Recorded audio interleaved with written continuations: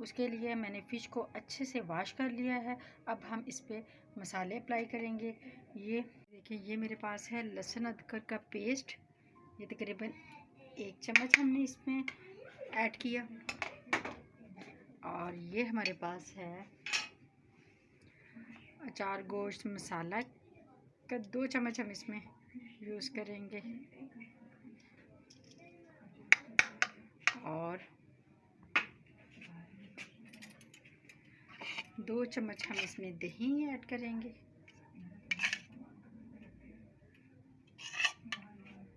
हमने इस पे मसाले ऐड करके जो लेमन है उसको हमने कटिंग करके उसके बीज निकाल लेने हैं और वो इसके ऊपर हमने डाल देना है।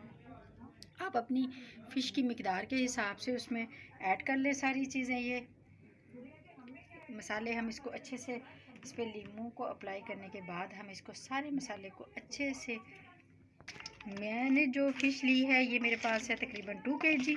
आप जिस हिसाब से फ़िश होगी आप उसी हिसाब से इसमें मसाला ऐड कर लें।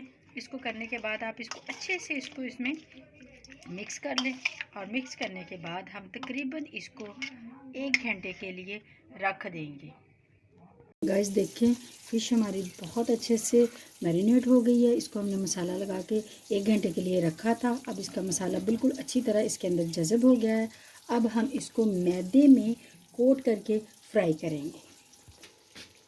देखिए, हम पीस को उठाएंगे और इसको मैदे में अच्छे से कोट करेंगे।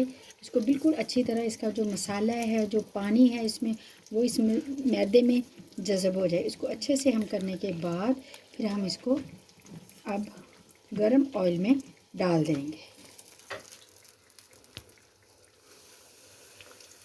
और इसको बिल्कुल स्लो आंच पे बनाना है क्योंकि ये ताकि अच्छे से अंदर से फ्राई हो जाए। ये देखिए गाइस, दोनों तरफ से हमारी लाइट ब्राउन हो गई है। अब हम इसको डिश आउट कर लेंगे, लेकिन इसको स्लो आंच पे ताकि अंदर से अच्छी तरह ये फ्राई हो जाए। देखिए, दोनों तरफ से अच्छे से फ्राई हो गई है। जैसे जैसे हमारे पीसेस फ्राई हो रहे हैं वैसे हम इनको डिश आउट